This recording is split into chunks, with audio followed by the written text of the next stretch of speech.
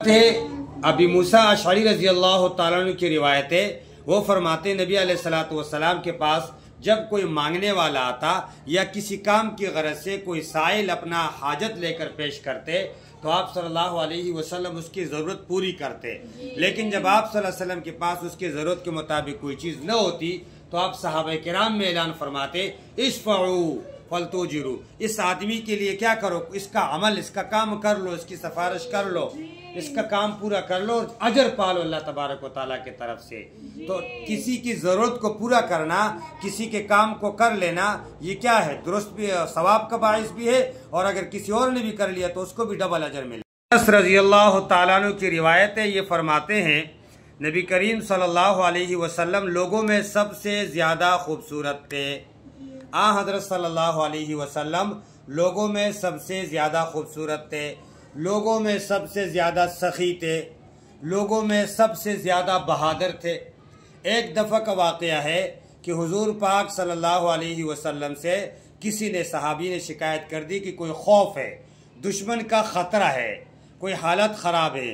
कहते हैं कि आप सल्लल्लाहु अलैहि वसल्लम ने अबू तलहा का घोड़ा लिया, उसके ऊपर आप बैठे, पूरे मदीने का चक्कर लगा के वापस आ गए और सहाबा किराम से फरमाया, डरो नहीं, बेखौफ हो जाओ, अमन से रहो, कोई कहीं कुछ भी नहीं है। नंगी घोड़े के पीठ पर आप सल्लल्लाहु अलैहि वसल्लम गर्दन में तलवार लटकाए पूरे मदीने का चक्कर लगाया। ये भी आता है कि हजरत अबी तलहा का ये घोड़ा सुस्त चलता था। अबू तलहा से नबी अलैहिस्सलाम ने कहा, ये तो बहुत ज़बरदस्त चल रहा है, ये तो दरिया की रवानी की तरह चल रहा है। उसके बाद कभी भी वो घोड़ा सुस्त नहीं हुआ।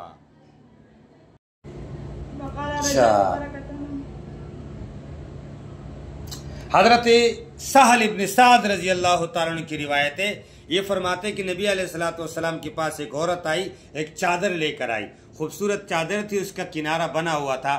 नबी अलैहिस्सलातु वस्सलाम को उसने हदिया किया। आप सल्लल्लाहु अलैहि वसल्लम ने उस चादर को कबूल किया, इस अंदाज से कबूल किया कि गोया कि आपकी चादर को ज़रूरत थी। फिर आपने वो ले लिया ऊपर चादर। इतने में एक सहाबी आया, फरमाया, वाह क्या खूबसूरत चादर उड़ी है आपने, और फ़ौरन आपसे कहने लगे, अल्लाह के रसूल सल्लल्लाहु अलैहि वसल्लम ये मुझे दे दे। तो कहते हैं कि आप सल्लल्लाहु अलैहि वसल्लम ने फ़ौरन अपने कंधे से उतार के उसको दे दी। सहाबा आ गए, सब ने कहा कि भाई आपने इससे क्यों मांगी चादर, हालांकि नबी अलैहिस्सलातु वस्सलाम तो ना नहीं करते, आपको पता है कि ना नहीं करते, तो फिर क्यों मांग रहे। उसने कहा, नहीं, मैंने इसलिए मांगी चादर कि ये मेरे लिए कफन हो जाए, और बरकत हासिल करने के लिए मैंने नबी अलैहिस्सलातु वस्सलाम की चादर को अपने हिस्से में लाने की कोशिश की। फिर बहरहाल सहाबा खामोश हो गए। कहते हैं कि वही चादर उस आदमी, उस सहाबी के लिए कफन का बाइस बनी, उसी में उसको दफनाया गया। तो यहाँ हदीस का मतलब ये है कि आप सल्लल्लाहु अलैहि वसल्लम ने कभी ला नहीं कहा, ना नहीं किया कभी भी। आपके पास जो भी चीज़ आई है, आप सल्लल्लाहु अलैहि वसल्लम ने मांगे भी दिए और बिन मांगे भी आपने दिए। नौकर रखने वालों के लिए और उसके लिए, अपने बच्चे वाले लोगों के लिए और बीवी वाले लोगों के लिए, और जिसके खादिम होते हैं उन लोगों के लिए बहुत बड़ा सबक है इस हदीस के अंदर। फरमाया हज़रत अनस रज़ी अल्लाह तआला अन्हु ने, 10 साल मैंने खिदमत की नबी अलैहिस्सलाम की, आपने कभी मुझे ये नहीं कहा कि आपने ये काम क्यों किया और ये काम क्यों नहीं किया।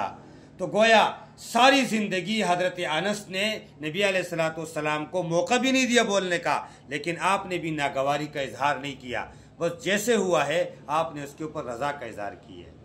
अब्दुल्लाह इब्न ज़मा की रिवायत है, ये फरमाते नबी अलैहिस्सलातु वस्सलाम ने इरशाद फरमाया कि इंसान के नफ्स से जो चीज़ें निकलती हैं इसके ऊपर हंसना मना है, नहीं चाहिए कि इसके ऊपर हंसा जाए।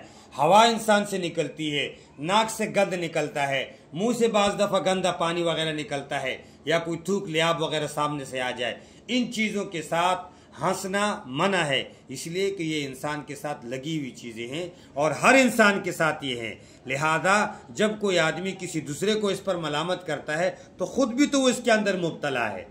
इसी तरह फरमाया कि तुम में से कोई आदमी अपनी बीवी को न मारे, जानवरों की तरह मारे, और फिर रात को उसके साथ मुआनिका करता है, उसके साथ गले मिलता है।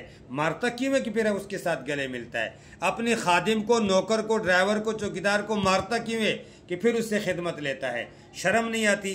गोया नबी अलैहिस्सलातु वस्सलाम ने तंबीह कर दी कि अपने नौकरों के साथ, अपने मातहतों के साथ अच्छे सलूक करें, ताकि फिर आपको शर्मिंदगी उठाना न पड़े।